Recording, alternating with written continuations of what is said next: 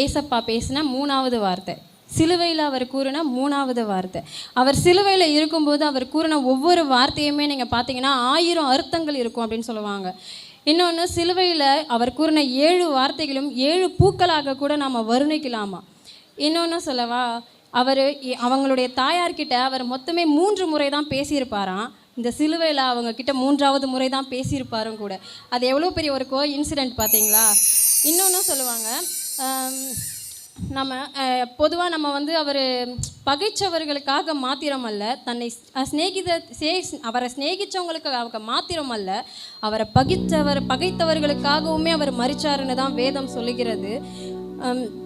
இப்போ இன்னொன்று எனக்கு கொடுத்த வார்த்தை பாதுகாப்பு இல்லை, பராமரிப்பு, அன்பின் வெளிப்பாடு, அரவணைப்பு, ஆதரிப்பு அப்படின்னு நிறைய சொல்லிக்கிட்டே போகலாம். அவரோட வார்த்தை 7 வார்த்தையுமே நிறைய வார்த்தையை நம்ம சொல்லிக்கிட்டே போகலாம். யோவான் 15:13 நம்ம வாசிக்கும் பொழுது, வாசிக்கிறீங்களா யாராவது?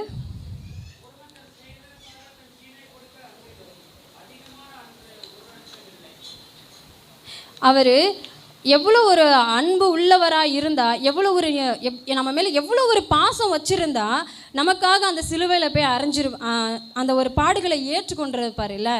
அவர் எவ்வளோ ஒரு இரக்கம் உள்ளவராக இருந்திருக்கிறாரு பாருங்களேன். நம்ம மீது அவ்வளவு அன்பு, அவ்வளவு இரக்கம். அவரை நம்ம தான் அடித்தோம், நம்ம தான் அந்த பாடுகளையும் அவருக்கு கொடுத்தோம். இதெல்லாம் தெரிஞ்சு அவர் நமக்காக அந்த பாடுகளை போய் ஏற்றுக்கொண்டார். ரோமர் 5:8 வாசிச்சிங்க அப்படின்னா, அவர் தன்னுடைய சிநேகிதருக்காக மாத்திரமல்ல, தன்னை பகைத்தவர்களுக்காகவும் மரிச்சாருன்னு வேதம் சொல்லுகிறது. இது மாத்திரமல்ல, நம்ம நார்மலாகவே நம்ம கூட இருக்கிறவங்களோ இல்லை நம்ம ஃப்ரெண்ட்ஸோ நம்மளை ஏதாவது ஒரு வார்த்தை கடிஞ்சு பேசிட்டா அத்தோடு அவ்வளோதான், அவங்கள நம்ம ஒதுக்கி வச்சுருவோம். கொஞ்ச நாளைக்கு அவங்க கூட பேச மாட்டோம், நம்ம அவங்க மூஞ்ச கூட பார்க்க மாட்டோம். அப்படிப்பட்ட ஒரு ஆள் தான் நம்ம.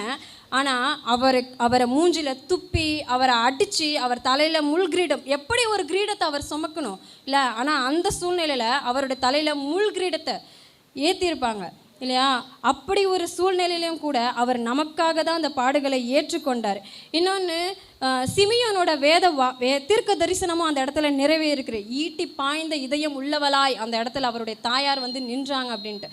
நம்மளுடைய பிள்ளையை யாராவது ஒரு வார்த்தை ஏதாவது சொல்லிட்டாலோ, நம்ம மட்டும்தான் நம்ம பிள்ளையை வேறு யாராவது ஏதாவது ஒரு வார்த்தை சொல்கிறதுக்கு முன்னாடி நம்ம போய் அடிச்சிருவோம் அவங்கள. ஏன் அப்படின்னா நமக்கு தெரியும், அவனுடைய பெரியப்பா தான், அவனுடைய சித்தப்பா தான், அவனோட அத்தை தான், எல்லாமே நமக்கு தெரிஞ்சாலும் கூட நம்ம பிள்ளைய ஒரு வார்த்தை, யாராவது ஒரே ஒரு வார்த்தை சொன்னால் கூட நம்மளோட மனசு தாங்காது. ஏன்னா அவன் ஏன் பிள்ளை, நான் பெத்தேன் அப்படின்ற ஒரு இது இருக்கும். அதே மாதிரி தானே அந்த இடத்துல மரியாளுக்கோ இருந்திருக்கும். அவங்களுடைய கணவர் அவங்கள விட்டு போனதுக்கப்புறம் எல்லாமே இயேசு தான். இதுக்கப்புறம் நம்மளை பார்த்து நம்மளுமே இங்கே நிறைய பேர் அப்படி தான் இருப்போம் இல்லையா. நம்மளுடைய கணவர், நம்மளுடைய சொந்தக்காரங்க விட்டு போனதுக்கப்புறம் என் பிள்ளை தான் எனக்கு எல்லாமே, அவன் தான் எல்லாமே எனக்கு செய்ய போகிறான் அப்படின்னு நினைக்கும் போது அவருடைய கொடுமையான அந்த ஒரு நிமிஷம், அதை பார்க்கும்போது எந்த தாய்க்கு தான் அது ஏற்றுக்க முடியும்? அவ்வளோ அடி சதையெல்லாம் அதை நினச்சி பார்க்கவே நம்மளால் அவர் வாழ்ந்த வாழ்க்கையை ஒரு 33 வருஷம் தான். 30 வருஷம் குடும்பங்களோடு இருந்துட்டு 3 வருஷம் அவர் அவங்க கூடவே இல்லை. அதே மாதிரி அவர் 30 வருஷம் குடும்பத்தோடு இருந்தாருன்னு சொல்கிறாங்க. ஆனால் பெருசாக அவர் அவங்க அம்மா கூட பேசியிருக்கவே மாட்டார். 3 முறை தான் பேசியிருப்பார். நம்ம வேதத்தை வாசிக்கும் போது நல்லா நமக்கு தெரியும். அப்போ அந்த ஒரு சூழ்நிலையில் அவர் சிலுவையில் தொங்கி கொண்டு இருக்கும்போது தன்னை பார்த்து ஏதாவது ஒரு வார்த்தையை சொல்லிட மாட்டாரா. மன்னிப்பு கொடுத்துட்டாரு, ரட்சிப்பும் கொடுத்துட்டாரு. அவர் கூடவே இருந்தாங்கல்ல அவங்க தாயார். நம்மளை பார்த்து நம்மளுமே அப்படி தான், யாராவது ஒருத்தவங்க இறந்து போகிற சூழ்நிலையில் நம்மளை பார்த்து அவங்க ஏதாவது ஒரு வார்த்தையை சொல்ல மாட்டாங்களா அப்படின்ட்டு அவங்களோட காலணியில் உட்காந்து தான் இருப்போம். நம்மளை பார்த்து ஏதாவது ஒரு வார்த்தை, இதுக்கப்புறம் நீ பார்த்துக்கோ அப்படின்னு ஏதாவது ஒரு வார்த்தை சொல்லிட மாட்டாங்களா அப்படின்ற ஒரு சூழ்நிலையில் நிற்கும்போது தான் அவங்களுக்கு ஆறுதலாக அவங்கள பார்த்து இதோ உன் மகன், இதோ உன் தாய் அப்படின்னு சொல்கிறாங்க. அவங்க அந்த சொல்லும்போது யோவானும் அவங்கள ஏற்றுப்பார், மறுதளிக்க மாட்டார். நம்ம பொதுவாக இப்போ பார்த்தீங்கன்னா நம்மளோட அம்மாலாம் நம்மளோட வயசில் பெரியவங்களாயிட்டாங்க. அவங்க ஒரு ஸ்டேஜ் சின்ன வயசுலேருந்தே நம்ம அவங்க பேச்சை தான் கேட்டுட்டு இருந்திருப்போம். ஆனால் ஒரு ஸ்டேஜுக்கு அப்புறம் என்ன ஆயிடுச்சு, இப்போ நம்ம அம்மாலாம் நம்மக்கிட்ட பேசுகிறதுக்கே பயப்படுவாங்க. ஏன்னா உனக்கு என்ன சும்மா எப்போ பார்த்தாலும் வந்துடுவேன், ஏதாவது ஒன்று கேட்டுக்கிட்டே இருப்பேன், என்கிட்ட காசு இல்லை, இந்த மாதிரி வரும். ஆனால் அவரோட மரண தருவாயில் கூட அவங்க அம்மாவுக்கு கனம் பெற்றவராக தான் இருந்தாராம். கீழ்ப்படிதல் ஒரு பிள்ளையாக தான் இருந்தாராம், அன்பு காட்டுகிற பிள்ளையாக தான் இருக்கும். இந்த சிலுவையில் அவர் கூறிய 3வது வார்த்தை 3 அர்த்தங்களை நமக்கு குறிக்கும். அன்பு, அரவணைப்பு, ஆறுதல். இந்த 3மே நமக்கு அந்த டைமில் நமக்கு நல்லா உணர்த்தும். இன்னொன்று பார்த்தீங்கன்னா, அவர் 3 வருஷம் அவர் ஊழியம் செஞ்சுக்கிட்டு இருக்கும்போது அவரை சுற்றி அவ்வளோ பேர் இருந்திருப்பாங்க. நம்ம அந்த வீடியோலாம் பார்க்கும்போது கூட நமக்கு தெரியும். இப்போ நம்மளுடைய லைஃப்லேயுமே அப்படி தான். நல்லா நம்ம சந்தோஷமாக இருக்கும்போது கூட நம்ம கூட அவ்வளோ பேர் இருப்பாங்க. ஆனால் ஏன் இருக்காங்கன்னே தெரியாது. நம்ம கூட அவ்வளோ பேர் இருப்பாங்க. நானும் இருக்கேன். நம்ம கூட வீரவசனம்லாம் பேசுவாங்க. எந்த ஒரு சூழ்நிலையிலுமே நான் கூட இருப்பேன் அப்படின்னு சொல்லிட்டு. அன்றைக்கும் அந்த 3 வருஷமும் அவர் கூட அவ்வளோ சீஷர்கள் இருந்தாங்களாம்.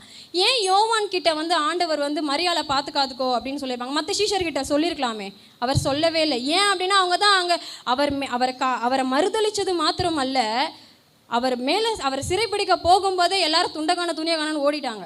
எங்க அடுத்து நம்மளை எங்கே பிடிச்சிட போகிறாங்களோன்னு சொல்லிட்டு பேதுரு அவர் மேலே கை போட்டு அடுத்த நிமிஷமே ஓடி போய் பட்டயத்தை எடுத்து அங்கே வந்தவங்களோட காதை வெட்டிடுவார் இல்லையா? அப்பவும் அவரை பாதுகாக்க தான் ஏசப்பா அந்த வார்த்தையவே சொல்லியிருப்பார். பட்டயத்தை எடுத்தவன் பட்டயத்தாலே மடிவான்னு சொல்லிட்டு அதை எடுத்து உன் உரையில் போட்டுக்கோன்னு சொல்லிட்டு. அதுக்கு பார்த்தீங்கன்னா அங்கே ஒரு சீஷர்கள் கூட இருந்திருக்க மாட்டாங்க. அவர் சிலுவையில் அவ்வளோ பெரிய பாடுகளில் இருக்கும்போது கூட ஒரு சீஷர்கள் கூட இருக்க மாட்டாங்க. இன்றைக்கும் நம்ம கூட அநேக பேர் நம்ம கூட இருப்பாங்க. ஆனால் நமக்கே தெரியாது இவங்க நல்லவங்களா, இவங்க கெட்டவங்களா, இவங்களை நம்பலாமா நம்பக்கூடாதான்னு நமக்கு தெரியாது. யோவானும் மரியாளும் அவர் கூட இன்னும் சில ஸ்திரீகள் இருந்தார்கள்னு சொல்லிட்டு வேதம் சொல்லுகிறது. யோவான் தான் பஸ்கா பண்டிகையில் கூட அந்த கடைசி ராபோஜனையில் கூட அவர் கூட பக்கத்தில் அமர்ந்திருந்து தன்னுடைய சகோதரனை போல அவர் கூட இருந்தாராம். அதனால தான் அவர் தன்னுடைய தாயாரை, இதுதான் உன் தாய், இது எனக்கு அப்புறம் எல்லாமே நீ தான் பாதுகாத்துக்கணும் அப்படின்ட்டு அவர் சொல்லியிருப்பார். நம்மளுடைய லைஃப்பில் நமக்குன்னு கொடுத்த ஒரு பெரிய பொக்கிஷமே நம்மளுடைய அம்மா அப்பா தான்.